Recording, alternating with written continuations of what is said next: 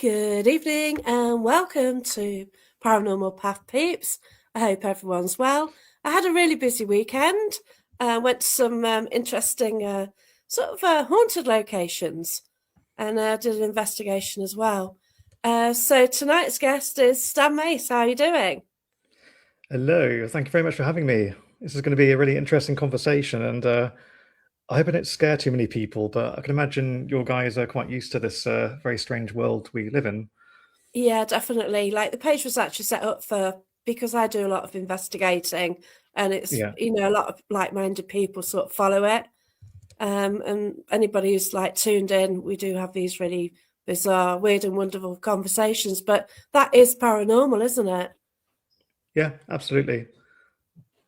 It's sort of all about stories and whether you believe the storytellers and the evidence presented as well. Oh yes, and that's the thing. Like with all of what we do, I know there's a certain amount of people that want to validate with certain equipment and some way kind of quantify and measure this kind of unknown world, but a lot of us experience these kind of things completely like on our own out there, just and it's hard to replicate and share and explain these kind of things, and this is what I've been trying to do for some time now, because I went many years after having a scary experience and I kept it to myself because I was scared of society and the groups that I was with, and Oh, they'd bless laugh at me you. or say I was evil. And but now, like, yeah, I'm just here sharing it, and with me sharing that, like, anyone's welcome to question what it's about. Is it true? Is it not? But ultimately, I'm just sharing with you information for you to decide ultimately what to do with. So Oh, it's bless something I you. can't present with you like a measure of any sort, really. Then I got this on video. I have this. I have that. Now I have some evidence, but either way, like, it's our duty to teach each other and share our experiences with each other. That's right. You see, like when people write on groups that, this happened, I believe them. You know, it's the evidence of an orb, question mark, where you think, well, photography, you can rule that out. Yeah, Or like some machines beeping, well, what else is near it? But a story is what a person has witnessed, taken part in, lived, or something like that. And that's the thing, isn't it? And we cannot say that, oh no, you're talking rubbish, because mm, so many people have had these weird and wonderful experiences. And they're absolutely yeah. fascinating, aren't they? Absolutely, because I've I had people, I mean, to tell me that I must be crazy, I must be making it up. One person thought I was AI. One person thought I was an actor. A lot wow. of people tend to put their religious views on their experiences, and they're completely, it's completely fine if you want to do that. But when you project your point of view on something entirely new, you do warp that potential learning. But ultimately, yeah, we shouldn't be afraid to share our unknown world, because I do question now, like, do we really need the word paranormal anymore? Because you split the word, you get parallel, normal, a parallel to what is our defined normality, defined Yeah, world. that's right. If lots of us are experiencing these things, but maybe aren't sharing them enough, and now we are maybe more so, is it really paranormal? There's someone I spoke to the other day who suggested a change of the name, really, that we should call it super normal, because it's not really a parallel, it's just an additional level beyond our current understanding, but it's still part of Or is our it parallel? natural world. Is it like a parallel universe? We are going off Well, on a route yeah. already, aren't we? You know, and this is the thing, or are they time traveling, or what are we talking to? And that's what I love about it. There's just so much, isn't there, out there, and we just kind of get answers all the time. Well, we're trying to, and then we change it, and I don't know. It's exciting. And so I just see the message come on the screen. Hello. So I'm not used to doing live, so I'll try not to get Oh, distracted bless too you. much. No, it's fine. I just put the messages on just to say hello to people because I Oh, don't always want to sort of stop the conversation oh, because of course. it can, yeah, it can be distracting if I keep saying hello, hello, hello. So yeah, but I get distracted easily all the time. oh no, it's absolutely okay. So where did it start when you realised that there was something different from what was physically around you? Yeah, when I was a kid, basically, and just as a proviso, before I go into this, really is like a lot of experiences, it's quite scary to talk about these kind of things. And I know you've spoken to many people, and for me to even tell the story, I had to go through kind of psychological kind of treatment ultimately to one try and understand where my PTSD comes from, and it does stem from this event, Oh, wow. and also just to allow me to be able to kind of comprehend like the vastness of a hard to explain experience. And it really does affect people tremendously, like, you know, and it's something that's worth talking about. So for me to even get this far to tell my story in my book Paranormality, and of course just do these interviews, I've had to relive this experience over and over, so I'm actually seeing it play in real time, Oh, living those wow. feelings and emotions because they have been imprinted on me, unfortunately, for many years. So it's, in a way, it's a pleasure and a displeasure to have the Oh, chance bless to talk about it you. now, to overcome that fear. So just want to say it provides, like, just to say, like, for all experiences out there, this is what we kind of go through, really. Oh, Yeah, bless so it you. started when I was 5, and sorry, my cats are fighting at the moment though, so hopefully you won't Oh, actually bless you. hear It's them, of fine. I course. can't hear them.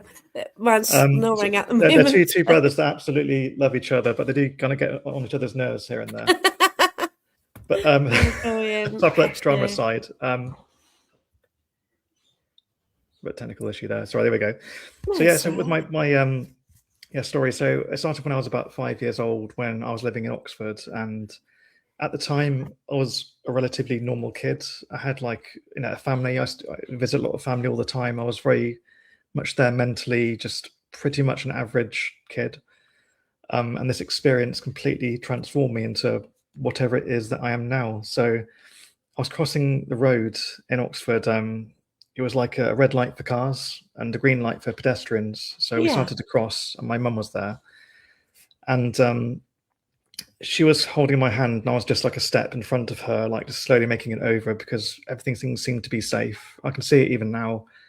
There were vehicles parked to the right of me, and this vehicle, I only saw it for a brief moment as it kind of ran towards me. It overtook the vehicles and went straight over the crossing where it was red to tell them to stop, and hit me head on, Oh, and my only just gosh. narrowly missed my mother by like millimeters. And yeah, I went all over the place, and Oh, bless you. without too much detail. Anyway, yeah. So I was very, very, very badly damaged, as the driver himself tried to flee the scene, and he was apprehended by the public and forced out of his vehicle. Like, they were amazing, doing what they did. And Wow. during that time, basically, I was in and out of consciousness. So when I was hit, like, everything went black, and then I could see bits of, yeah, the underneath of the car, unfortunately, and just the scenes around as I eventually ended up on the other side of the road where they were helping me. So the public were amazing. They called an ambulance. They tried to help my mum and, you know, calm her down, and, you know, just taking as many details as they could. And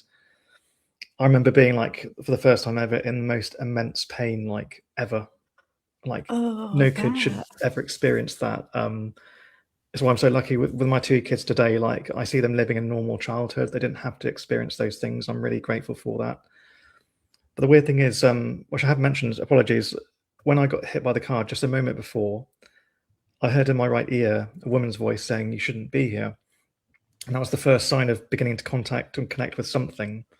And Wow. so yeah, but yeah, just going back, yeah, I was on the side of the road, and I was rushed to the John Ratcliffe Hospital in Oxford, and had to go through a number of emergency surgeries.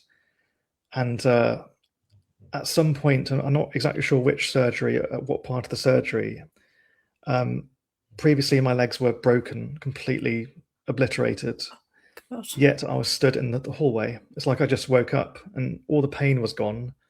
My legs were working again, and I was stood in a very tangible reality, like just like this one.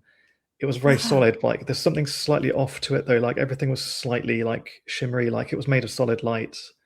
So it's like everything had a slight opaqueness to it, if that's the word. And yeah, I instinctively, being a kid at that age, was looking for my mum. So I started to walk down the corridor, and I saw one opening where there's a little kid on the bed, and he had like a little cast on, and I started to memorize his face, like I was trying to remember details to almost find my way back in a way. That's when I began to notice that my senses were extra heightened, like, so almost like I could perceive every molecule of the solids and the liquids and the gases all around me. It's like I could see everything. Wow. And as I walked through, I began to realize actually I could see the hospital, like the layout from my distance, which was really like a weird sensation. And I waved to this kid, thinking that he could see me, and he didn't respond. And I saw a doctor walk by and I waved and tried to grab his jacket just to get his attention, because of course I was quite small then physically, and no response. And I was just a bit weirded out by that. So I continued, and I saw another girl in a room a bit further along, did the same, waved to her, and no response. And I was beginning to feel more and more lost, and I still treated it as if it was a form of reality. So I decided to continue exploring, and I went through different corridors and past different rooms, and it's almost like I passed down along different levels of the hospital. And yeah, eventually I made my way into this another hallway, and at the end of it was some no, not medical equipment, more like technical equipment, like as if it's like security Oh, technology. the Like I didn't cameras, understand yeah. what was, during the day, but it was just like I'm just explaining that the way I interpreted it as a kid. And Yeah. basically I could see like a big opening, and there was like a window, and through that window I could see a door with another window. I could actually see the room that was beyond, and I kind of like phased through it, or I'm not really sure though, but I managed to make my way into this strange room, and I felt like something in there was pulling me in, like it was like a black hole. Even it was like gravity was pulling me in. And I remember there was lots of black holes openings in the wall to the right of me, and there was medical equipment, like a doctor's coat hung up, and I had this horrible feeling of like something big coming. Like the room perceptibly like looked empty, but at the same time it felt full, like there was some entity in it, like almost like a giant was in there, yet it was empty. Like that's the best Wow. way I can describe that. It felt like a paradox, like something was there but it wasn't, and it was like almost like it was time folding in on itself, really, like it was like deleting itself, if that makes sense, and My entering gosh. some sort of greater beyond, I suppose. But yeah, before I could even think about running away from this horrible feeling that I had being in this room, something spotted me and found me, and it's like I was sucked into this being of sorts and thrust all over the universe. And like time was sped up, and I could see different planets and people and beings, and I don't even know what you'd use to describe them, but it was so fast. I wasn't there long enough to fully comprehend anything, let alone the fact I was a 5-year-old kid only. My And gosh. and yeah, things kept speeding up faster and faster, and it's like I was getting a big download, really. Like imagine like an overloaded socket. Like if you put too much voltage through the wrong kind of socket, it melts the surroundings. It just explodes basically. Wow. And like my little brain couldn't comprehend this information that was flowing in through me. And for a moment, I was catapulted away, and it's like I was flying, and I kind of flew a distance, and I began to recognize a certain place. Like I could see like the horizon of Oxford, like the dreaming spires, as we call it. Wow. And I was flying, and I just gradually landed on this walkway. And at the first, it looked like an alleyway, because all I could see was just the platform. And there was like some teenagers there, or some kids there, like a bit older than myself at the time, wearing kind of track suits and trainers, and but like one of them that was like leant up against the chain link fence, like turned as if I was there, as if he could see me. And the moment I landed, it's like he just jumped, and I don't know what happened there. Whether like I maybe did interact with reality, was that myself years down the line? I just don't really know. Was this all a hallucination? But either way, as I landed on this thing, I could see further. Like I realized that it was a bridge over a lake, and just behind me were some steps going up further, and there was like a train yard on the other side. And I was looking around, thinking, "This isn't even the hospital." Like the last place I saw was, approaching the hospital, basically. Yeah. I thought I was just lost, really, and it's that feeling of like being lost outside of time. It's a really weird feeling, like you're in this liminal place. You don't know who to go to. Like I didn't know a form of God at the time, and I was taught to be religious then. But the only person I could think of calling to was my mum. So naturally, I started to call out for her again, like, "Where is she?" Like, Yeah. and I don't know whether this entity heard me, or maybe I pushed myself back. But either way, I was shot at ridiculous speed straight back to the hospital again, where I received more of this download to be shown all these different places. And Wow. it was getting even faster and faster as well, and it got to a point where it was like a frequency that is just incomprehensible. And I felt like it's almost like I was burning up, basically, like I say, like the overloaded socket. And it's at that point where I thought I've had enough, like enough is enough, and I couldn't take it anymore. And I closed my eyes, and then I woke about a couple of days later, maybe a few days later. I'm not sure exactly the time frame. But either way, I came to and was compos mentis, like looking around the room. And to me, like I thought, hang on a minute, wasn't I alive on the bridge a moment ago? Like, what happened? My I gosh. immediately assumed it was a dream. Like, just the way my mind worked then was just dream, dream, dream. Of course, because that's what I was taught to think about the world. And in a way, psychologically, when you've suffered a trauma, it's better to compartmentalize it and just see it as a dream until you can deal with it at a later date. So I get that too. Also, this could be considered that, you know, the medication I would have been on at the time would have affected the way that I interacted with reality. But ultimately, the sticker with this is it began to align with reality. This so-called dream Oh, became a wow. real thing. So, did you want me to stop for a moment, or you just carry No, on? was it like a premonition then, in a way? Because obviously you got so much data that obviously you can't sort of take all in, and obviously your mind at that time, you wouldn't understand what most of this was, what was happening. Is the imagery, you wouldn't always know what was going on as a 5-year-old, would you? No, you wouldn't. And it was like as I left my body, I began to access those extra cognitive abilities that you have outside of your physical limitations. And part of that, the initial learning that I learned when I did connect with this thing and this entity was like as old as time. It's like I felt like I knew it. Like it was an Wow. old, ancient, extremely powerful something, and it knew me extremely well. But at that moment, I also felt like I was meeting it for the first time. It was a weird thing, like because I was Bless maybe you. meeting it for the first time, and this version of myself, if that makes sense. But this thing My was God. like a spider web. Really, it was connected to everything, like everywhere. And like the thing I remember it telling me, like one of the first learnings as I began to uncompact it over time was a specific phrase. There is no me and I. There is only we and us. And it was like it was a realization that we are more connected than we think, which is a profound thing, really. Because I was raised. Is it okay to mention religions here? Anyway, I don't want to It offend it is anybody. fine. No, Okay, everybody's got their own views, and it's great to hear people's yeah. perspectives.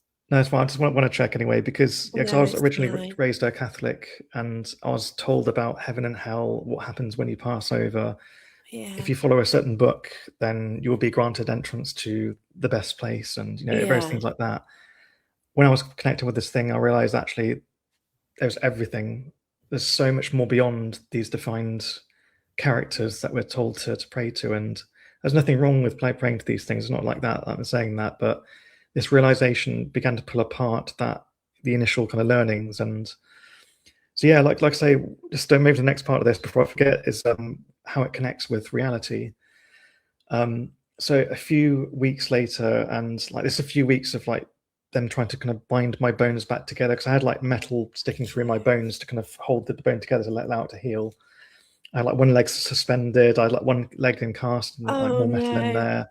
I'd They had broken to. an arm, and that was bad enough, Oh god, yeah. Well, that But to that that in be itself is pain. Yeah, stuck in a bed and yeah.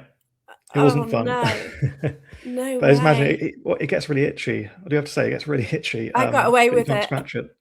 But Yeah. yeah. Oh But my yeah, gosh.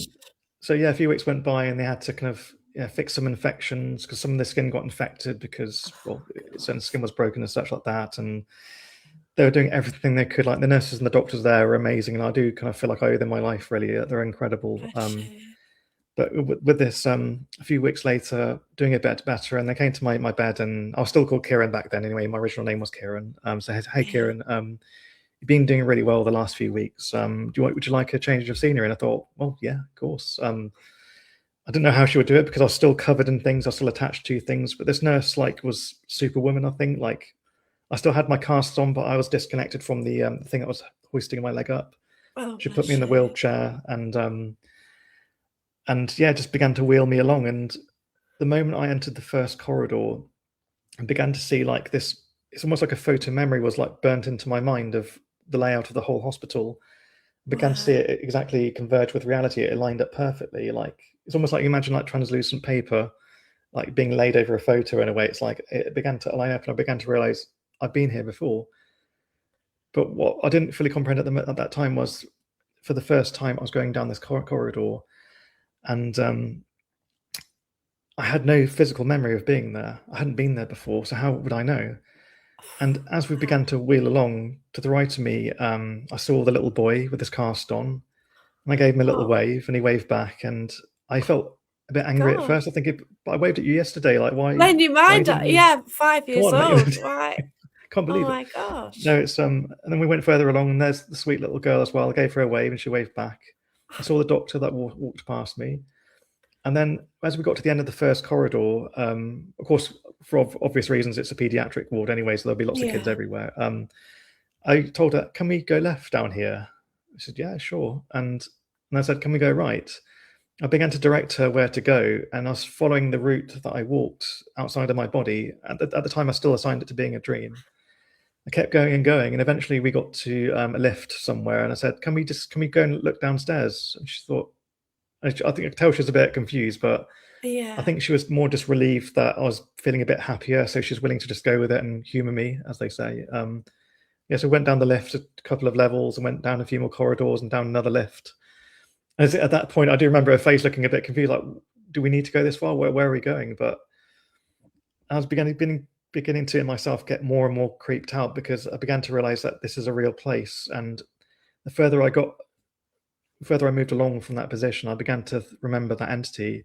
Okay, if all of this is real, is this thing there? And what happened was, as I got further along, I entered an area, like it was a secure area where like there was a gate and you couldn't go further, like right, okay. patients and such. And there it was. I could see. I mean, again, this is back in like the 1990s, anyway. So security worked differently then. It wasn't as Yeah, advanced as it is today. Like we had all kind of metal clunky things. But yeah, I could see through this window, and she couldn't, of course, take me further. And just further along, I saw an opening, and there it was. There was a room. I could just about see the holes in the wall, the doctor's coat, and I didn't know at the time that that was the morgue. Um, my it took me gosh. years later, when I researched this anyway. I had to look at photos of the hospital, and I found the morgue room. That's Wow. freaky in itself, and that's where I met the entity. So that place was a real place.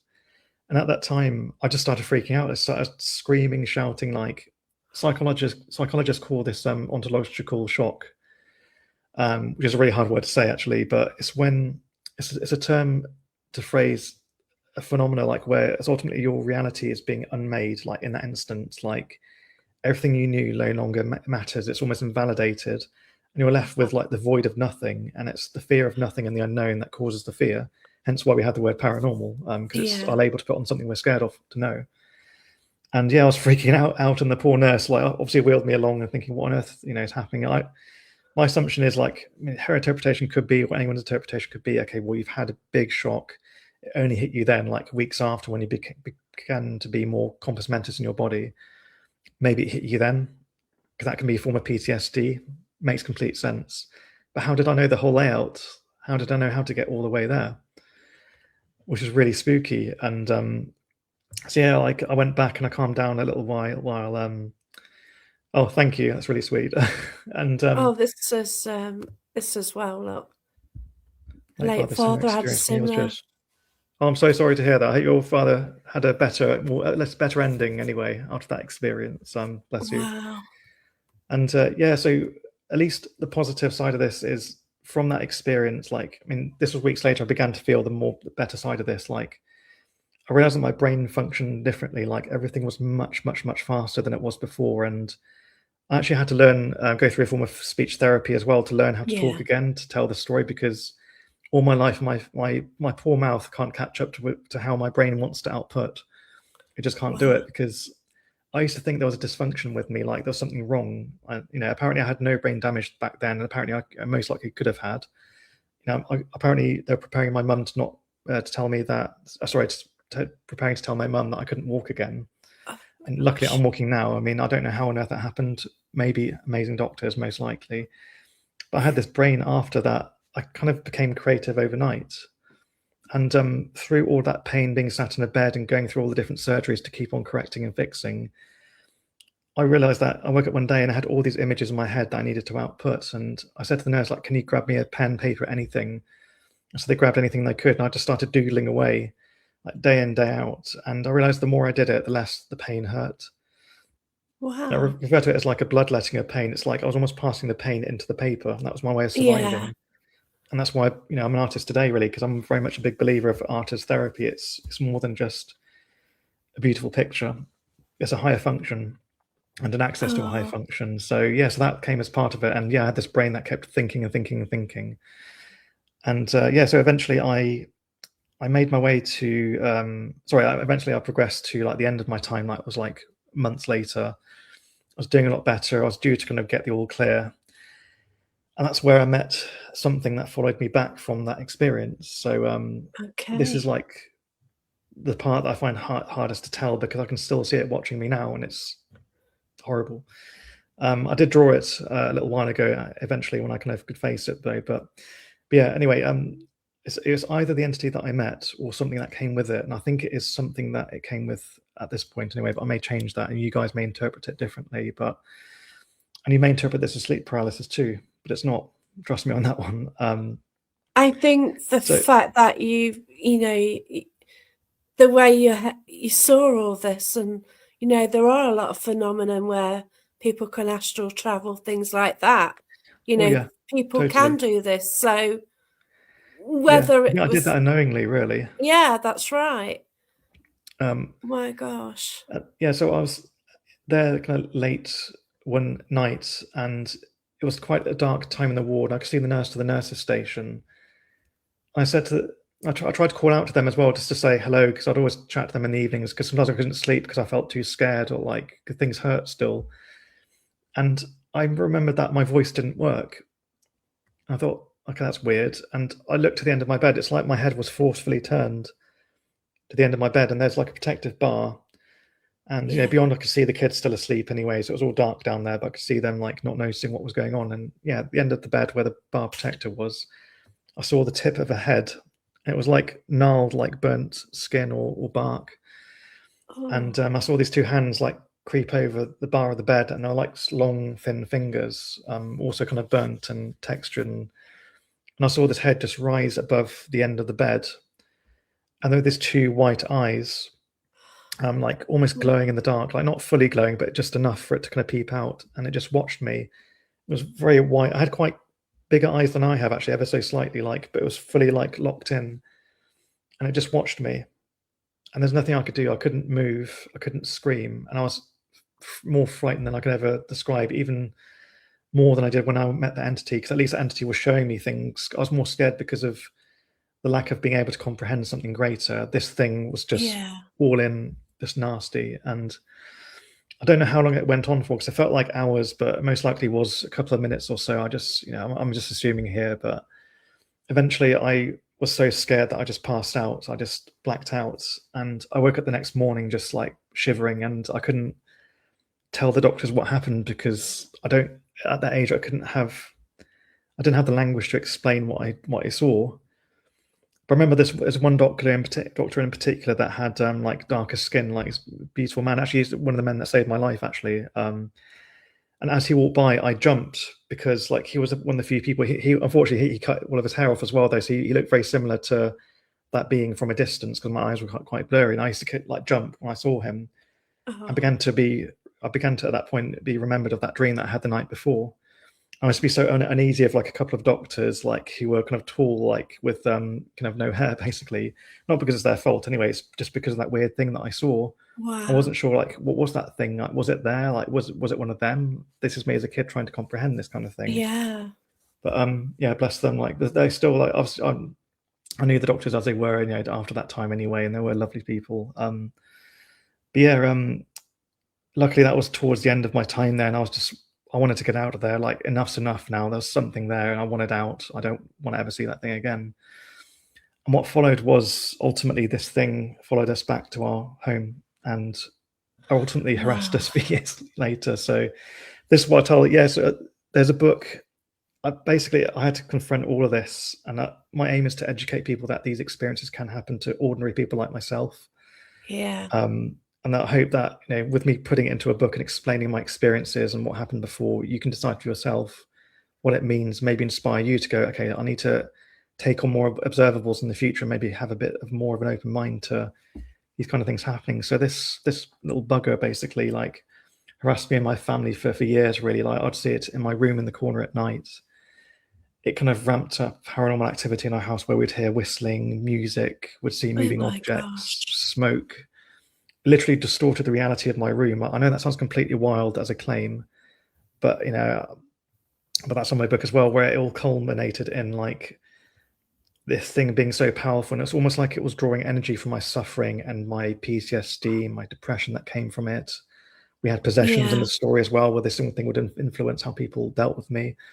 It's a wild, wild story, and I do hope it kind of teaches people out there, like I say, Wow. these things can happen. So yeah, it's called Paranormality, normalizing the paranormal, and which is quite a mouthy one. But basically, I was going to say one part of this as well, like the final kind of kicker to the story is my second experience, which caused me to question the nature of consciousness and the fact we can survive without a body, is years later, and this is when I was still dealing with this entity at home. Yeah. My good friend, who I knew, who knew for years at that time, like this was when I was about maybe 8 or 9, I think. I was beginning to venture out on my own into Oxford and just have fun, try to be a normal kid. And my friend wanted to go to Hinksey Pools and have a play around. And if anyone knows Oxford really well, the traffic's always been bad, like really All bad. right. So if you can avoid it, just avoid it, really. So like we said to my friend's mum, like, do you mind if you drive us to the outskirts of Oxford, because he found this new route. And there's this route of paths just outside the city called the locals call it the Devil's Backbone. I think it has some other name for it though, but that's the nickname, because it Okay, goes yeah. in and out of the swamp. Basically, it gets flooded, so it goes up and down. Anyway, but it was a great cut through to avoid all the traffic and go straight to the center. And at the time, I didn't know about it; like it was new to me. So I started to make my way on this journey, and my friend led me along, and we were making really good time. I thought, great, we'll get there early and have a good few hours at the pools, and just it was a beautiful sunny day kind of thing. I was looking forward to so many things, and that's where I encountered the first step of this, really, which was a literal step, I suppose. There was these steps going up to this bridge, and as I got to the top of these steps, I saw the train yard that I saw when I was flying in this out of body experience Wow. during my near death experience. That began to align with reality. Like I said, like it's a picture overlaying reality itself that was Yeah. beginning to merge. And I walked along, and I had this uneasy feeling like my gut was being pulled down like gravity, in a similar way that I felt when I met the entity. It's that same feeling of like it's like something vast beginning to approach you, like something incredibly powerful. And as I got to the end of this bridge, I just saw the lake with the bridge over it, and that was exactly the lake that I saw where I flew, landed, and scared those teenagers. Oh And I my saw, like, as gosh. I approached, I saw every last detail, like the chain link fences, like there were some holes in the chain. It was quite run down, messy graffiti on there, like, but it was exactly as I saw it in this thing. And in my body, I'd visited that for the first time, yet I had prior knowledge of this specific location. Yes, it was in my home city, but I didn't know all the places. Well, you That's where I don't, froze no. again. Yes, I kind of had like a panic attack there. My poor old friend was scratching his head, thinking, "What the hell is this kid doing?" Yeah. um, I just eventually I managed to calm down. My friend, bless him, was really patient. Like he just said, like, "Okay, Oh, let's carry on. bless. Let's just not talk about this thing." And I couldn't explain to him then like what was going on. But it's during that time that I was still going back to church. Like I used to go to Sunday school. I did my was it communion and Yeah. confirmations as well. Like I was going through Yeah. all of the standard procedure, because in a way that contained belief system felt safer. But at the same Okay. time, I had this knowledge of I saw something beyond that contradicts everything that you're saying as well.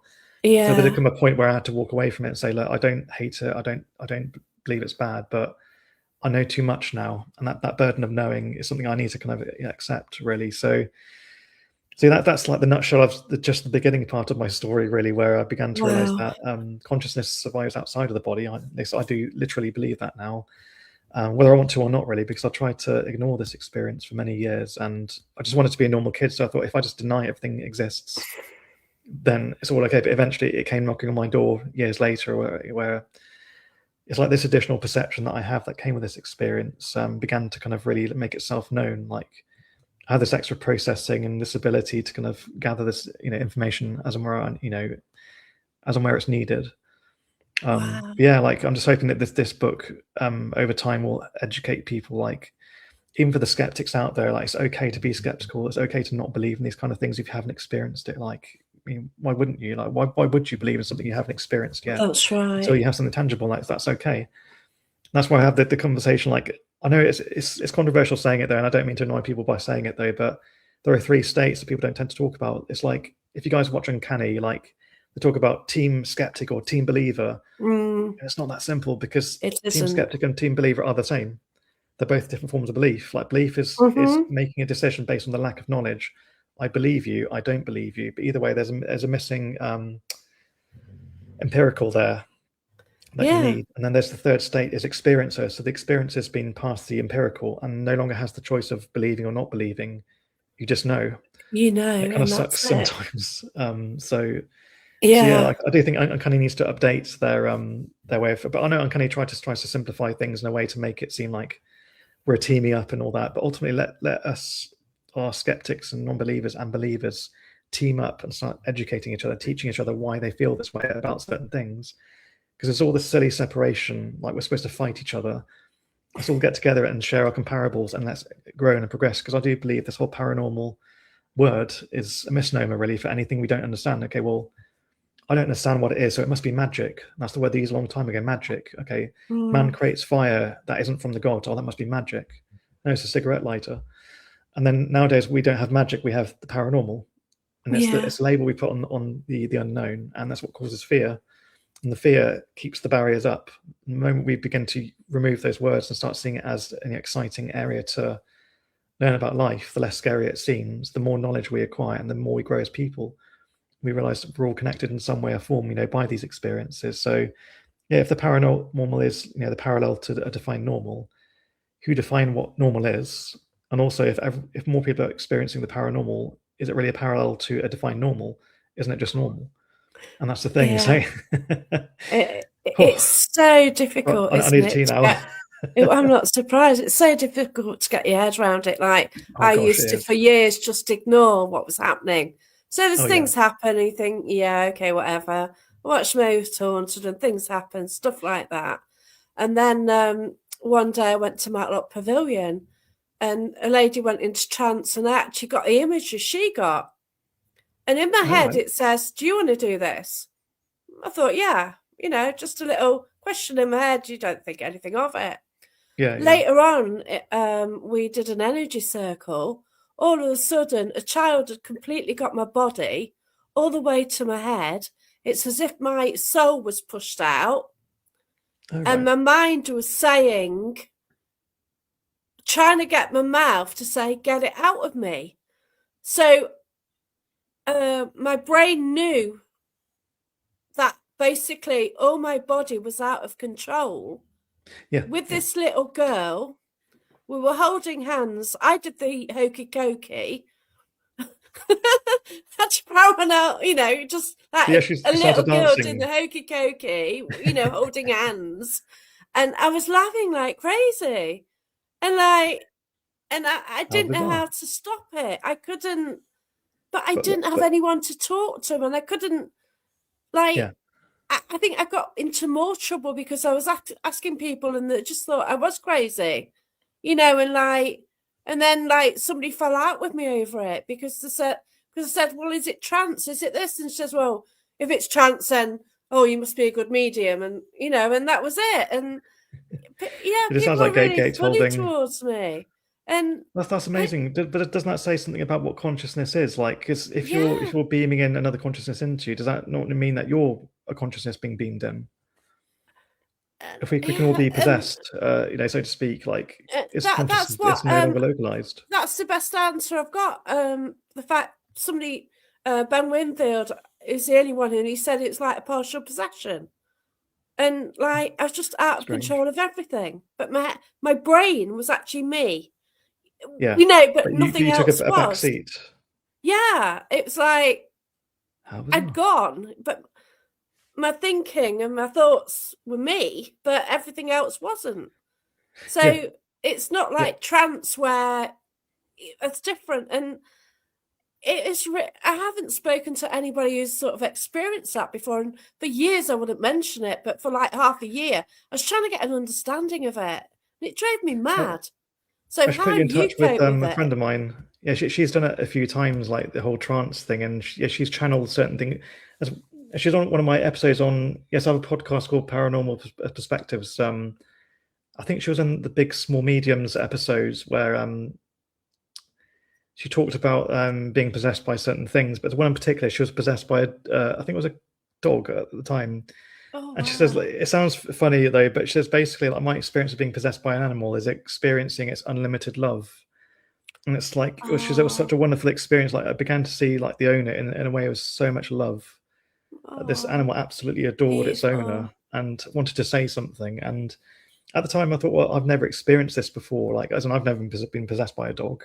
So I obviously I don't have any comparables there, but I haven't Yeah, experienced it though. But I saw that as an opportunity to learn from, really. So ultimately, they were all different forms of consciousness operating within a temporary vessel. And yeah. that's what it just told me. I've seen somebody I knew a few years ago is able to channel also things. He supposes that he was taken on by the spirit of Isis, the Egyptian god Wow. of all things. And I assigned that originally to, okay, well, Egyptian gods were almost a made thing. It's another deity made to Yeah. keep a population constrained and under control and limited, ultimately, and not understanding their actual power.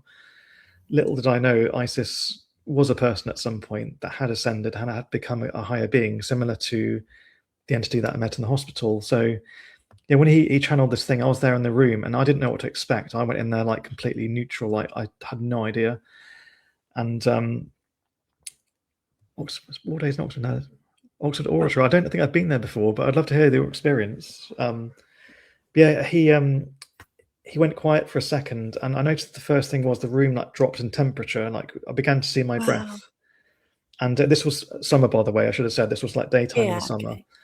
And like the room dropped, and I began to see my breath, and I thought that's a bit strange. And Hmm. then he started to talk in this strange language. It's like his vocal signature was completely different. It was like really quite guttural, and it was high pitched at the same time, which sounds a bit weird. It was like reaching down deep below and then kind of going higher at certain points, like jumping from one to another, which is yeah. Wow. Unlike him, he's quite well, he's a bit of a squeaky kid. He was back in the day, I Mm. suppose. But anyway, but his range wasn't his normal self, and he started to talk in a language which at first I didn't understand because it sounded like Egyptian, like you think a stereotypical Egyptian, like the way we kind of hear it in modern day, but it sounded different.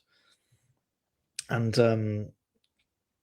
I wonder if it was it a form of Aramaic? I kind of wonder though, but I got a kind of question because I checked out different lingual things a little while after to see if I can match what I heard. Oh wow. But anyway, as it began to talk, it kind of asked me like, "What do you want from me?" Ultimately, I don't have much time. It's like it was almost like it was in a bit of a rush, and I asked it to identify itself, and it identified itself as ISIS. And I think I simply asked it like, "Do you have a message for us? Like, what do you think we should know?"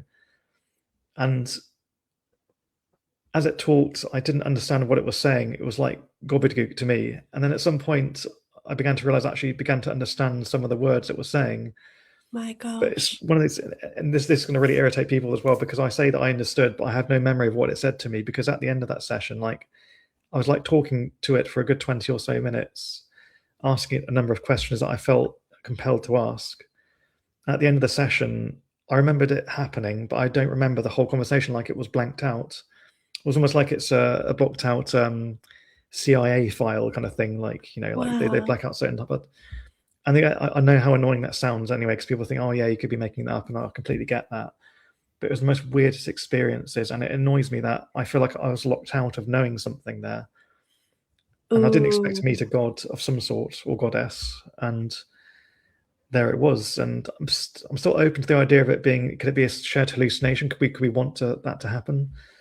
Shared delusion of sorts. But ultimately, I went in there thinking it's probably not going to work. I don't know much about this, so I'm going to try and just approach this neutrally and just observe, and that's it. And just little did I know I took part in it. So yeah, that's this was years after my paranormal experience where I began to experiment and go, okay, well, I went through a few years of ignoring all these things that could happen, And I began to go, actually, look, I need to start embracing this now and look for answers, because it's still happening now. At the time, my house was still haunted, same things were still happening. So yeah, I mean, did I meet ISIS? Did I meet an entity pretending to be ISIS? Or was it simply this person's subconscious speaking through him? All I know is my gut, that when it felt that moment, it felt right, it felt real. And I know that's not evidence, but that felt real. It's similar way, like when I've spoken to people about how do you know when the paranormal is the paranormal, and I say to people, like, it's like falling in love in a way. It's, you know, when you know. And That's that's the right. thing. It's like, you know, you don't. There's no defined parameters. There's no, okay, so go step 1, 2, 3, 4 into 10, and then it's defined. Those parameters are done. It's just, you know when you know, and it's evidence that you can't pass from one person to another. It's No, simply lived that's it. experience. It's So certainly yeah, the that's what I do for the paranormal experience. now. I'm just all about learning from people and sharing those experiences, and I just want to enlighten people to say, look, hey, it's not scary. Even so, like, I've got to show you my little duck. This is really exciting. Yes. So this is cheap. It's cheese. So on my this is my book anyway. So on my cover, I have a little duck with my original name on it, Kieran. This is the actual duck from the book, which is, it might be famous one day, it might not be. Who knows? But I don't care. But basically, this little duck with my name on it. Is it going to focus? Yes. Anyway, it's not Hear going to it, focus on yeah. it. But anyway, it's there. You But see it, yeah. this is my little Okay. proof of surviving a horrendous experience, because at the end of my time in hospital, they gave me this little badge to commemorate my time there and say, like, this is the start of your next life now. And actually, to be fair, Oh, I asked for wow. a shark, and they didn't listen to me. They didn't hear me properly, so they gave me a duck. And I felt really annoyed. I thought, come on, sharks are cool. Like, what do I want a duck for? Duck. But you know, but once I saw my name, I think my mum wrote the name on it in the end, and that's when I began to realize it's over now. Like, it's almost like I began to accept that I saw something that didn't make sense, but it's okay. I'm actually still alive, regardless of all the pain that I was going through Yeah. and I was going to go through after. Like, I'm alive now. And this thing I've Wow. kept with me through all the hauntings, where Beautiful. I have, like, the entity, the horrible entity in my house. Like, I was holding that in the night when I was so scared it wouldn't go away, and like, there's a story I shared on my channel where the spirit of my loved cat Puss, when she passed over that night, she actually came back to me one Oh, bless evening, and this you. was in my hand that night. I clenched onto this as well. Whenever the things got really intense in the house, this thing was with me. It's like a So comfort yeah, I keep blanket. this with me today to say, like, I survived that, and Oh, also wow. this is evidence, like, Fantastic. something to touch and feel like a tangible piece that was through, like, history, really, like those crazy things that happen that I can never fully explain to people. It happened, you know, and then this thing lived through. This is my link to the past, I suppose. But yeah, sweet. Also, where we come from in Oxford, we don't say it as much now, but we always used to say, "Good morning, my duck." We used to Oh, be, we "Oi, use, my duck," back in the old yeah, a language. duck, we You say. used to do, "Hey, up, my duck." And Well, I don't, but it's yeah, In it's a Yorkshire. local In thing. Yorkshire, they still do it though. But yeah, in parts of Oxford, we used to do it too.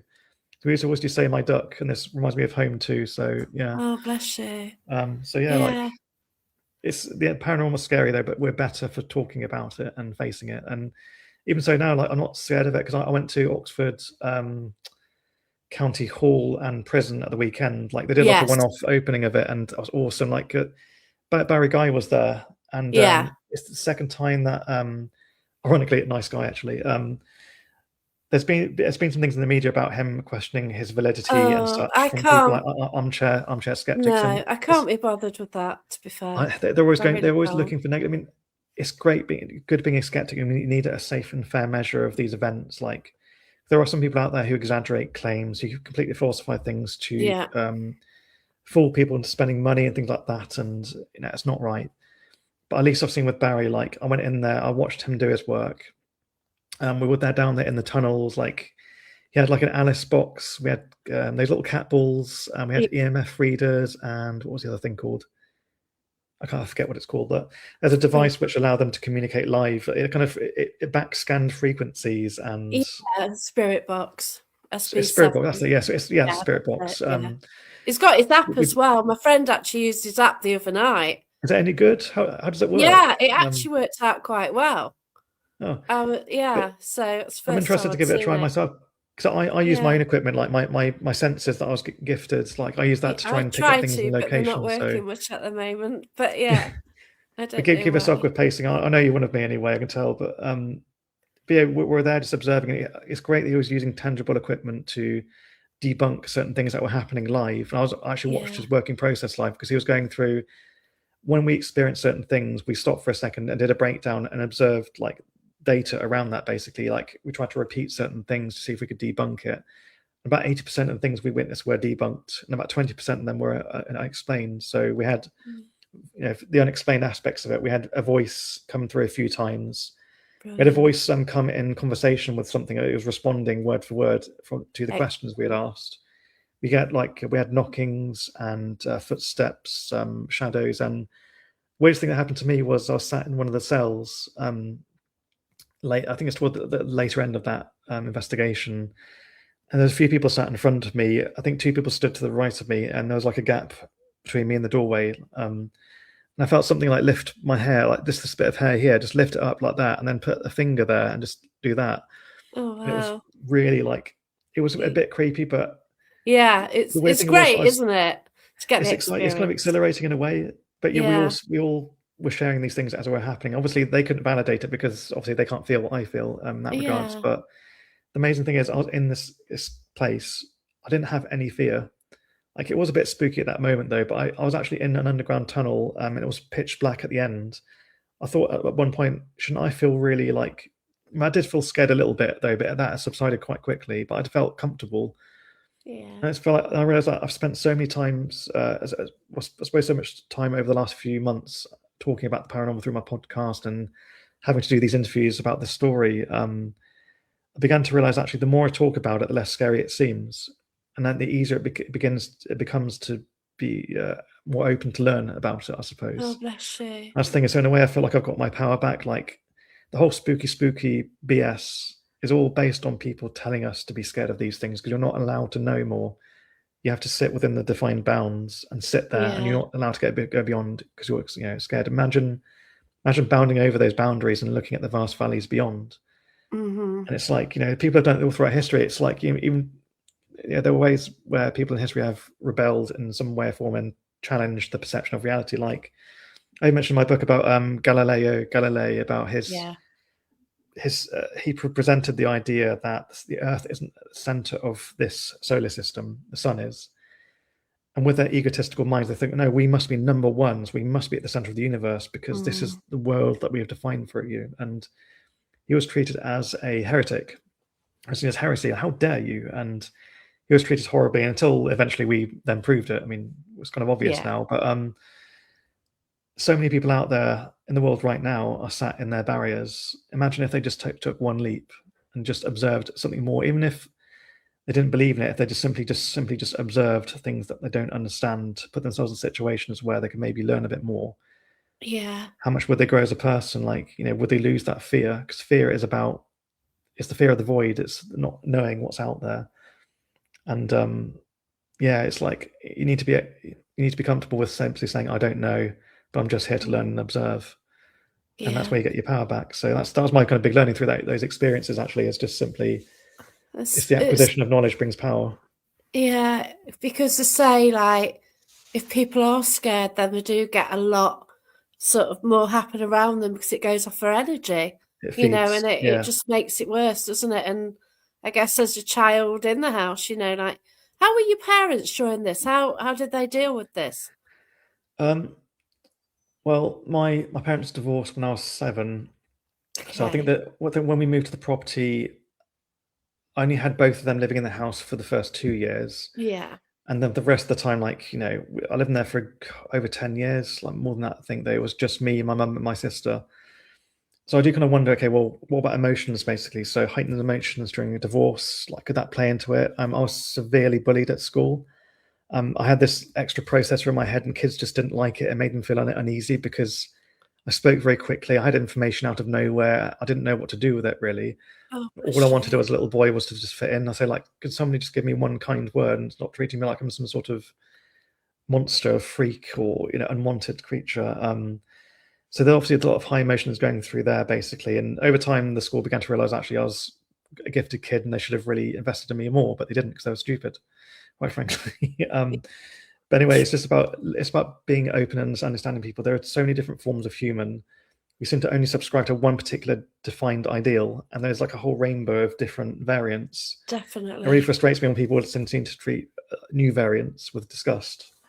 Just learn, ask questions. Yeah, It's not people so are bad, is sort it? of Like, getting to be more aware, aren't they now, that oh, people so are much more. different, and they've got different skill set, Absolutely. Yeah, more people are and waking up to this whole spiritual world as well. There seems to be a big wave of people waking up, and hence why there's all these channels opening up nowadays where like everyday people like myself and you are just out there learning, experiencing, like we're just learning, in that yeah. world. But yeah, my mum, yeah, during this time in the house, we had a certain activity which me and my sister witnessed together. Like there was whistling in the house, smoke, and the music side of things. Yeah, it's really weird. I had like it sounded like an old fashioned like vinyl player playing, and I could hear people laughing and cheering and Oh, boots wow. stomping. And it was actually coming from the center of my bedroom, which is so weird. I did check the vents nearby to see if sound could be traveled from next door, or vibrations, or could it be a radio somewhere. But it happened every night, roughly about 3 o'clock in the morning, for most nights in the week. Sometimes would have one or two nights where it would be completely silent, but my sister would hear it sometimes, and the whistling. And my mum did hear the whistling a couple of times, but the rest of the time, like she didn't really witness as much. And I don't know why, because like is she not open to it? Was she just blocked off? And she was Yeah, fully Catholic at the time, so was she viewing it with that lens potentially. of like just ignoring it and saying, "Okay, no, no, no, I'll keep to my lane. That's fine." But yeah, when things ramped up, I did say to her I saw the man in my room, because I'd have night terrors sometimes because of that experience. That's the response you get. Yeah, I'm not I'd wake up and surprised. the man I saw at the end of my bed, or the creature, was there in the corner of my room again, just watching. It's like it Ugh. was locked in, just watching, and it was horrible because I used to just refer to it as man. I never described it to my mum, because with that being said, she was like a single mum. So she was like super mum, and she was like working 3 or 4 jobs, cleaning different houses. Like we all were just Bless really you. poor. She was doing everything she could to support me and my sister, and she's got this poor kid that's traumatized. Luckily, my sister was relatively normal. Well, you could question that really.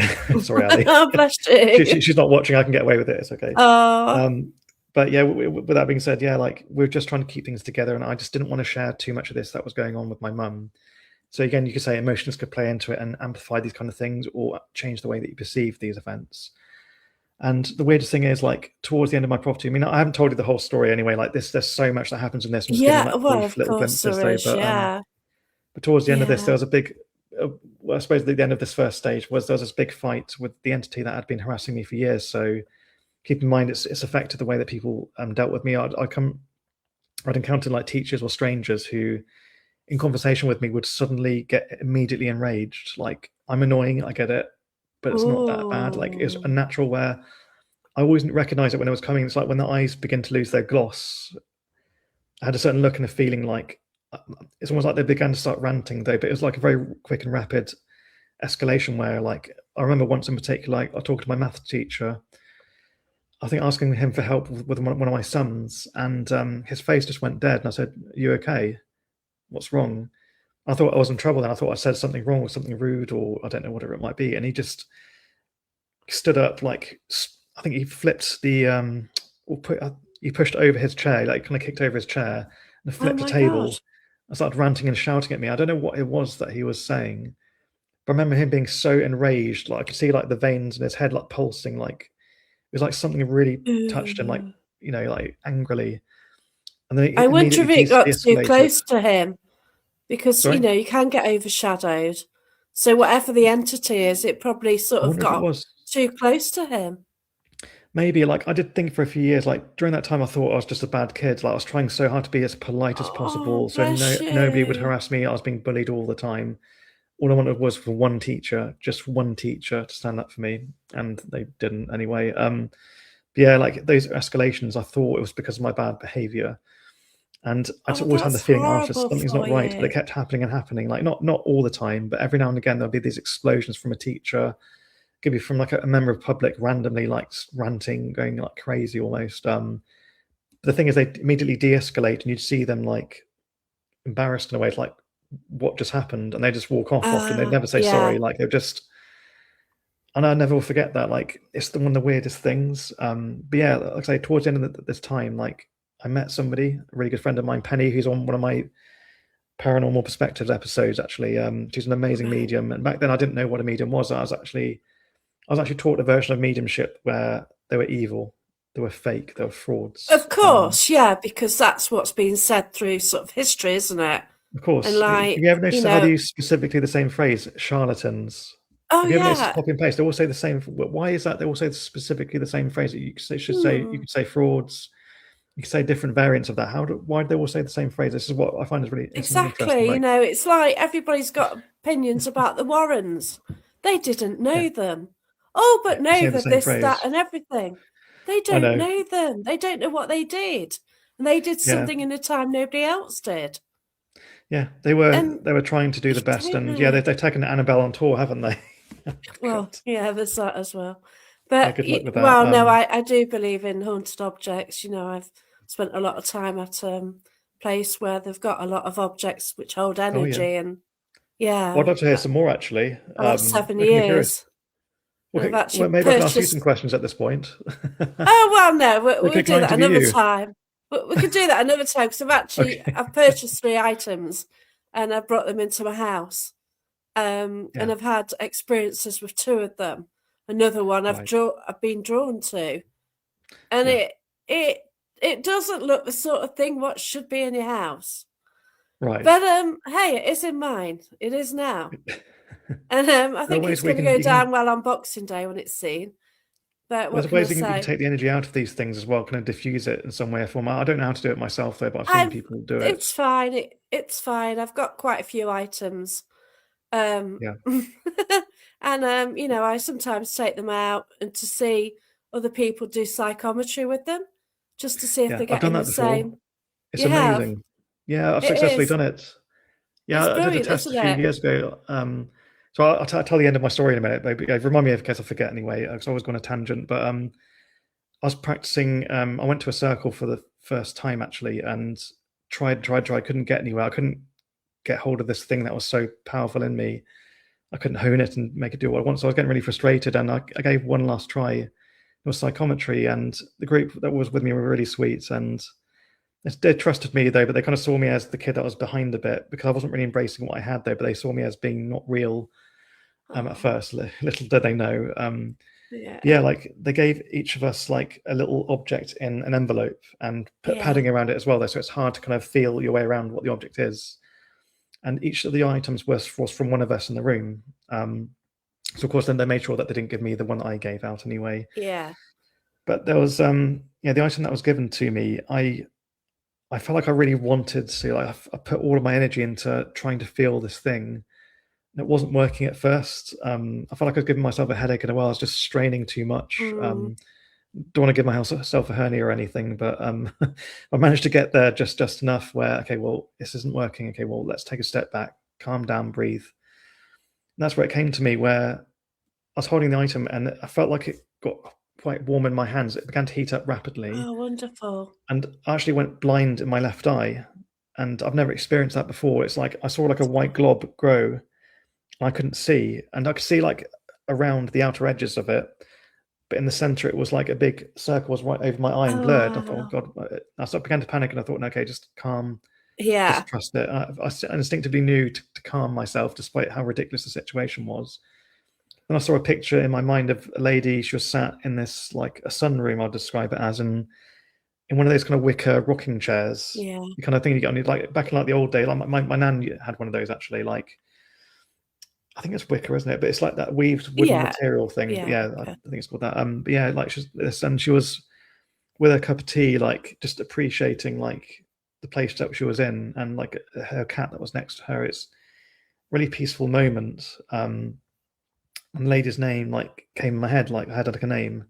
I don't want to say the name here because it's just protect Yeah, their no, privacy. that's Because fine. yeah, because Yeah, obviously it's a personal person as well. But anyway, I just knew the name. I saw the face. I could see all the details of this lady's face, and it's like an ailment. I said to the man opposite, I knew exactly who to speak to, and I sat right ahead of him.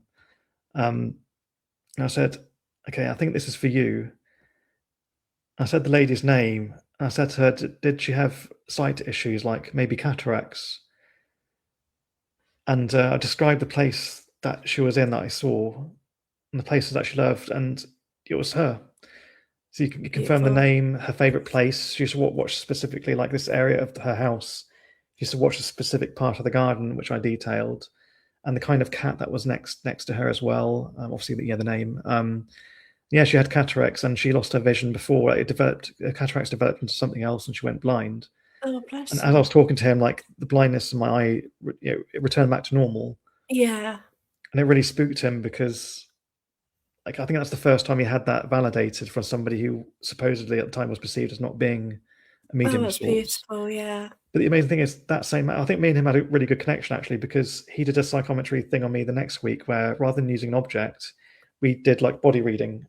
Yeah. He scanned my body like this, and it was a bit weird having a a bloke just going all over your Yeah. legs. And he focused on my legs, and thinking, okay, don't do anything silly. But anyway, he went like that. Basically, he jumped back and he went, oh god, and he did it again, and he jumped back again. It's like he's being forced back, and he said, I'm really sorry, but every time something happens, something keeps coming at me like really fast, like an object. And Wow. he did it again. He kept being pushed back. It's like a big bang, bang, bang. And he just got really freaked out. And he says, I'm really sorry, I'm going to have to stop now. And I said to him, what did it look like? And he says, it looked like a machine. A machine keeps coming at me. And I described to him, like, I said, basically, yeah, that's where my legs were broken. That was the first point of Oh, impact when I was hit by a car when I was a kid. This oh my bloke gosh. didn't know anything about me. I think we knew each other for a couple of weeks anyway, but I didn't Yeah, reveal to him that's my it. story because it's a bit awkward at first. You don't exactly Oh, say, yeah, hi, my name's Kieran. By the way, I got hit by a car. So, yeah. not the kind of thing you do. You'd at least leave it, give it a few sessions. But no, it's amazing like how psychometry works. So we're able to Yeah, transfer data. It's either directly from us or we're able to connect to that tapestry that's around us.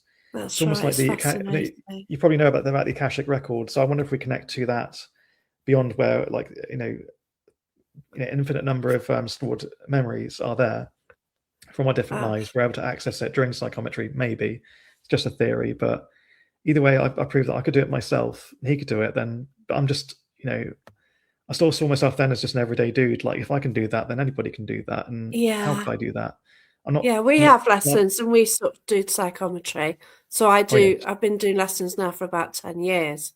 But my yeah, mediumship's appalling at the moment. I don't know what's going on, but it's yeah. just one of those. But I've lessons with Barry John and one's tomorrow Oh well. night, so I'm looking forward to that again.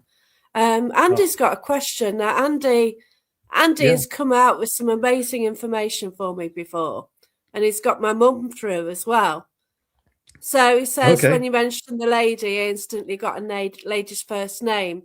It would be nice go to know for if it. it's the same. So, do you want Andy to type it and then confirm? Type it. Or, Yes. yeah, if you want to do that, then Andy, just type it in and Go confirm. for it. Mason, sorry, we're just kind of introduced. So Mason as well. Has the evil spirit followed you to where you live now? Well, no, luckily, because thank you actually for asking that because that reminds me to tell the end of my story, which is the reason why I'm here anyway. um, Yeah. so basically, at the end of my time at this property, keep in mind this thing kept seeing it there. Not quite the name, but it's a Nearly. name. That's a name redolent of the era though. I'm kind of curious to see if anyone kind of guesses it now. Anyway, but yeah, thank you for trying, Andy. Appreciate it. Thank you. So yeah, so towards the end of the time, my property, it escalated. So like I mentioned, like there was a time when I came back from school after a really hard day, and I felt like gravity in front of my bedroom like dropped. Like whenever these big events happen, it feels like I'm being sucked into the ground. Oh, It was like the interesting. middle of the day, but I opened my door. I was kind of hesitant to, admittedly, but I opened my door. And no word of a light, it looked like night. And I could actually see that Oh, the windows were kind of drawn. The curtains, sorry, the curtains were drawn. I could see through the windows, and I could see it was nighttime, but it was daytime. And it was like the light was sucked out of the room itself, oh and I could see God. the room itself was like warping um, into Oh this particular no. corner. Actually, I drew it in this book somewhere. Where is it? Oh wow, bless you. Where is it? Bear with me. It's all right. Oh, come on. I'm supposed to know this. I wrote the thing. There we go. No, I don't know it's if you can see hard. it. Yeah, this I actually drew some of the events to the best of my Oh ability my anyway. gosh. So I actually saw the room itself warping into the corner. It's this kind of storage cupboard, and that's where I freaked out naturally. I ran. I mean, I literally ran down the stairs, out the front door, and down the street. I couldn't stop running because it was like meeting a predator. It's like something was there that was so strong. It was Gosh. like I was in danger at that point. So that's when I told my mum, like, okay, I need to tell you everything that's been happening. I know you've witnessed some of these things, but it's too much now. Like, I Mm. can't do this anymore. Oh, So bless you. What age was that? amazing. Oh God, I think I was Ish. about 17, 18. No, excuse me. So roughly when I was about 19, it was like the last years of my teenage years was when I was able to be free Oh from this my thing. gosh, It so like, you lived with it for like 14 years then? yeah, yeah. Unfortunately, I would, yeah, Oh God. I did learn a lot from it, but I never had that childhood that I deserved after the accident. Like it's because it affected the way that it affected my emotions. I Oh, couldn't bless trust anyone. you. I felt anxious all the time, and that's not just simply PTSD or complex PTSD that comes with that from like a long-term exposure. It was something more than that, more than just PTSD. It was, yeah, it sucked, and I wouldn't wish it on my worst enemy, quite frankly. But Oh, anyway, bless I'm you. alive and here to tell the day, and I'm grateful for that. But yeah, luckily, a friend of my mum's, she didn't know much about what she does, but she turned out to be a medium, and that's the first medium that I met. And Oh, she met me brilliant. for the first time, and it's like Penny's like a machine. She'll scan you. She won't tell you. She'll just scan you. She receives information. She's like a Terminator. Sorry, Penny. But she's like that. So at the time, I thought, what's going on? I felt like something was happening at that point. Like you've been spotted now. Like you can't escape. And she approached me and said, "Look, I know, I'm a friend of your mum's, and you don't know me very well, but my name's such and such, and she said, I need to tell you something. Is I know something that's happening with you, and has been happening with you for a long time. Like, if it's okay with your permission, can I help you?" And at that point, I was at my last, tether. Really, like I thought, well, how much worse could it get? Really, like I'll give it a go. So what? And she says, something's been happening in your bedroom. Can I have a chat with you? So she followed me upstairs, and I know it sounds weird, like a random woman following me upstairs into my bedroom, but which is obviously good intentioned. And she began to talk to me about the things I've been experiencing, like Wow. in my out of body experience that I hadn't fully explained to my mum yet. I had it inside for so long that I couldn't tell anyone about it because where do you begin? So this lady who had never spoken to me about before, who no one else knows about, told me secrets about myself that I've never told anybody, not even my mum. Oh So there are my parts of my gosh. experience where, like, quite frankly, I didn't want to be here anymore. I wanted an end to Yeah. the pain of returning, because when you return back to your body again, sometimes it feels like if you ever like put a sock back on again, it doesn't quite fully fit. It's like when you put your body Okay. back on again, you don't feel right. You don't feel like alive nor dead. You feel like that in between. But anyway, like that aside, she told me about the man I've been seeing, and I'd mentioned it to my mum, but I'd never described to her what it was or how Yeah. what it looked like and everything. So yeah, she told me all sorts of things about me that were a secret soul to me, and at that point I started shaking. Like it's like the negative energy was being sucked out of me. Really, like I physically couldn't stop shaking, which I couldn't understand. And she said, "It's okay. Like there's years of trauma in you. Basically, there's years of this thing. You're just letting it out. She said, just trust it. You're okay. You're safe now." And the interesting thing is, like, she went straight to the corner of my room. You know where I showed that picture where it focuses on that corner. Yeah. She says it's there. She says that's where it comes in. This is where it's made a space in your room. Like a It can come in portal. and like a portal, yeah, and Yeah. it can come into your room in and out at will, and frighten you, frighten your family, and quite simply, it loves the pain that you go through. It loves the sadness. It loves the confusion. It loves the fact that your parents divorced. It loves the Oh fact my that you suffer gosh. from PTSD. It loves the fact that you're bullied all the time because it likes to incite it. It likes to encourage it. Hence And those teachers and everything. yeah, teachers. The teachers weren't bad, honestly. Actually they weren't great It teachers apart from a it couple, caused it but in a they way. weren't that bad anyway. Yeah, it didn't Yeah. influence that in that way or form. Yeah, so she said, "Look, okay, I'm going to deal with this now. Like, let me deal with it." Wow. And this is the point where it's all secondhand. So I didn't experience this firsthand. So I rely on my mum and Penny obviously telling me what happened. So she asked Yeah. me to leave. I said, "Look, I'm going to face off with this thing. Like, you go and do your thing, come back." Mm. So yeah, I kind of went for a walk for a couple of hours, and when I came back, I heard what happened. I felt immediately that everything shifted. Like, it felt like everything was light and shiny again because Bless she'd you. faced off with this horrible thing, and it hissed and spat and insulted her and jumped from one side of the room to the other, like objects moving. And it was like for the first time in its existence, whatever it was It got frightened. It had actually changed. experienced the fear on its own end rather than absorbing the fear from others, and didn't know what to do with it. So like Penny's like immensely powerful medium. Like she's unlike anyone that I've met That's before. Quite frankly, incredible. like if that's the best example of a medium, like even comparing them to Blooming Lorraine Warren, I mean, yeah, I'd Yeah. put her up against her. I mean, yeah. But anyway, yeah, she fought this thing and sent it on its way, which it sounds easier said than done. For her, it's a lot of hard work, and she did that because she wanted to help. Doesn't do it for money, doesn't do it for fame, nothing. Just saw a kid that was Incredible. lost. So yeah, for the first time, I actually felt like this suit had been taken off me, this weight. Oh my gosh. And I began to feel normal emotions again. Like, yeah, I still felt a bit depressed and a bit sad, but it very rapidly, removed itself from me. So I started to spend more time with my friends. I started to, Live. live. Yeah, just Live. Wow. dance on the daisies, so to speak. And Oh my yeah, like she's God. just an amazing person. I do owe her a lot, and that's where I began to go. Okay, well, I need to embrace this paranormal journey and start understanding it more Yeah. and educate other people that you don't have to live with these horrible things. So, and this thing I was holding during that time, that a-hole entity was there doing its Wow. business. So yeah, like I forgot what I was going to say now. So yeah, as part of that, basically, I did ask her a little while after. Okay, well, one last thing. You described that you encountered this entity. You described its behavior. Can you show me what it looks like? And she sent me like a rough doodle though, but she's not the great drawer though. So she looked Google up and just pulled out a load of images that closely describe the Yeah. texture and the shape and this thing. I put all the images together and I almost crap myself basically. Like there it was, Wow. the dark man with the skin, the fingers, the glowing eyes. Like she saw it. So only I know of what it looks like, and she does. So No one else knew. did It's you bring bizarre. it through as a 5-year-old when you travelled there?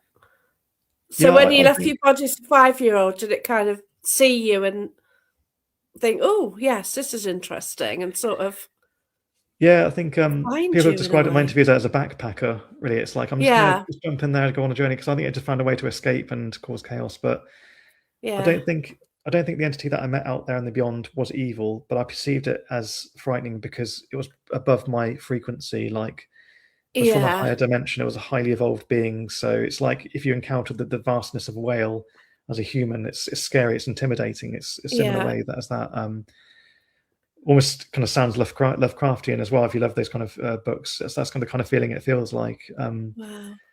But this excuse me, this thing, I think as I came back, I think I drew the attention of something that was maybe in the hospital. So I became a light switched on and it began to draw itself to me and then followed me back. Yeah. So yeah, so it's not with My me today, gosh. and I'm strong enough now to know that I'm stronger than it. Yeah. So I hope to not That's see the it big again. thing. And yeah, but also I make sure that I keep away from these things as well to protect my kids and Yeah, that's protect my right. friends, the people that I love, really, that, just to make sure they don't experience these kind of things again, because they can say to me, "Oh, I don't believe in these kind of things. I Yeah. didn't see it." In a way, I'm there's a reason why sometimes there are things that I keep from me that I don't want you to see. I feel like Mhm. it's my duty just to, I don't believe in gate holding for a number of things though, but there are some things that I'd rather keep out and keep I away and totally just get let people that. live their lives. So Yeah. yeah, so like I say, Because so all people that's don't know my what they're doing with story. paranormal. They go No, we don't out know. and they do things, they do rituals, and they don't have a clue what they're doing. And Yeah, ultimately, you like, have to be careful. I sort of, dabble with things and, like my friend's trance, things like that, and I try to work with energy a lot, and ultimately, we don't know what's happening around us, No, and, oh, it intrigues me so much. you have to be It does, careful, but but protect yeah, yourself with intention. That's what I say for advice. Like if you go in there like in a bad mood, if you've had a bad day, miss it. Take that night yeah, off. Go back if you're feeling a bit happier or at the very least neutral, then that's your protector. If you go in there negative, it's going to attract the negative. It's like in yeah, reality, if you walk about in a grump, you're most likely going to bump into another grumpy person who's going to make you even more grumpy and so on. yeah, It's that's about raising a right. vibration. So like when I went to Oxford Castle the other day, like I didn't have any prayers to protect me or equipment. I simply went in there in a good mood. I had a good few laughs before I came in because that's what I do. I do like making fun of things. Yeah. Went in there with my friend, had a good laugh, and then we walked in there with good vibrations, and we just took in a number of different events, observed some interesting paranormal phenomena, and came out Yeah. all safe and happy. So I That's think it's all about great. your intention, really. Your intention is the best suit of armor you can wear. And Yeah, that's just not simply advice for the paranormal. Like I say, it's advice for anything in life, really. Like if you go into a situation peed off, you're only going to get bad. To try yeah, and see beyond it, and try and see. It's okay to feel angry. Of course, there's nothing wrong with that, but allow yourself the right moments to be in that state and use it in the right way. That's the yeah. idea. We do try and go in good intent, but we don't always get good stuff come through, if you know what I Yeah. mean. But What's it your is ultimate? incredible. Yeah, Hmm? sorry. What is your ultimate form of paranormal evidence? So, like, what's your number one thing that you could say? Okay, if I'm going to speak to somebody Well, I who's never think that experienced this for the first time, what have you seen? like I can't. I won't let my video evidence go out because people will just say, "Oh, well, that happened." You know what I mean? Like a Oh, lot that of they're always it's going to hearsay. anyway. It's only like personal stuff. Like I Yeah. don't know. There's a gentleman. I don't know. Like me and him will investigate. All of a sudden, in my head, it clicks game on. He gets sort of strange expression in his face. I think game on, and we challenge each other. And I Right. feel like Right. there's something behind me and something behind him. And this Yes. bloke actually saw us doing this. And he thought, oh, that's rubbish, it's fake. But then he saw this light or something between us. And he actually saw something Interesting. else. And I don't know what it is. And this is ongoing whenever we meet. And I can get him to go into trance just like that. I know how to get him to trance. Or And maybe your batteries for each other. I don't know what's going on. We think it's past life. I don't know what's going on. We're working it out, but it's intriguing, Yeah. and I haven't got any proper evidence. I don't put content out because the stuff I do get is so crazy I can't even mention it. Because and I'm not bothered. I experience things with like-minded Mm. people. They know Yeah. it happened. I know it happened. I'm not going to go out there and go, oh, you got to believe this. No. Like back in the day, I used to say to my friend who's total skeptic, I says, well, we did this. You got to go with this on this one, but this is what I believe. And at the end, he Yes. said, yeah, I believe what you believe, but I don't believe in it. Well, what's he saying there? And here I have Yeah. this story, and it's like, well, he believes that I think that happened, but it's still, and it's just what it is, isn't it? Yeah, But you've I got to just embrace do it. love it. Yeah. I do public events, and I do like taking people through different communication techniques. And if the Right. skeptics go, it's great when they like experience something sort of more physically what they can't explain. And Yeah, yeah, but you're offering people opportunities to learn. You're not. You seem to at least. I mean, it's a good way anyway. Well, a good thing that you don't seem to treat it like you're an evangelist. You're trying to sell somebody something. no, You're offering people an opportunity to be an observer and make their own decision. That's yeah, what's key to all this. Because I it's don't up to them. Yeah, exactly. Yeah, because I don't mean to sound horrible. I don't care whether people believe in what I believe in or not. And it's I I don't mean to don't. sound horrible though, because I completely understand it. Like if you don't believe in what I've just said tonight, that's okay. You haven't Yeah, lived it. I completely get it. There's nothing that's wrong with right. that. But if you go as far as telling me that everything that I say is invalid because it doesn't align with Mm, your reality, then that often is an indicator of what you're going through and how you're struggling with comprehending new comparables, really. So I can present things yeah, to you, and I want you to just go, okay, like I'll decide what to do with that information. Like, because I do believe information should be afforded to everybody, really. And yeah, that's what I believe like Oxford's supposed to be in itself, because Oxford's seen as being a very kind of a city of education in the dreaming yeah, spires, because we have Oxford University and the various colleges. It's the home of knowledge, mathematics, literature. You think yeah. about kind of Alice in Amazing. Wonderland and Lord of the Rings was written here. You can go and sit in J.R.R. Tolkien's seats as well, where he wrote some of the books of the Hobbits and Lord of the Wow. Rings. And this place is amazing, but at the same time, it's I do believe it's kind of gateholded behind money, pay money to access information and knowledge. But I do Mm, believe Oxford was really like it was originally built to be a passing of knowledge, a place of education and yeah, growth. So I do believe that should be afforded to everybody. So when we share these experiences, we're just passing on our knowledge, our lived experiences, because a lot of the books that we read are experiences, are lenses in which others have interpreted the world and certain events and Yeah. passed on their knowledge and their learnings and their observables. It shouldn't be kept behind a paywall, I believe, but I do, No. it's not, it's more complicated than that when it comes to universities. I get that, but Yeah, that's ultimately the right. principle of it, it should be the city of learning, and the world should be our planet of learning. We should be sharing experiences, not telling each other what we should or shouldn't believe, or our experiences are invalid because they don't align with another person's narrative. And often the That's narrative it. told by other people are influenced by other people's narratives. We keep passing on narratives which form like a mold where we can't grow beyond. And yeah, Yeah. so yeah, like I said, I operate with no mold now. I just simply go out there. I try to be in some way like, Louis Theroux, like the Louis Theroux of the paranormal. Really, like I'm just here asking questions. What's going on? Like, at least with some podcast channels as well, like a lot of them haven't walked the walk, so to speak. Like, it's great they have a fascination with the paranormal, but they haven't had an empirical event yet, so they can Yeah. fully understand the true context of it. Because I've lived it, I've been scared by it, I've overcome it. I feel like Yeah. I fully understand what these people are going through. Like whether they've spoke to entities from other solar systems, whether they channeled That's certain the question. spirits Yeah, or ghosts, and various different things. Like I realize now, like these people are so genuine in their beliefs, and that's I can't right. judge what's right and what's wrong.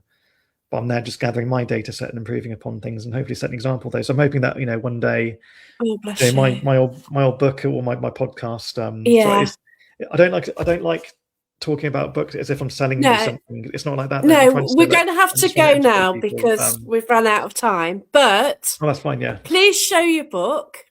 Come on, put Oh, it there. Let everybody see it.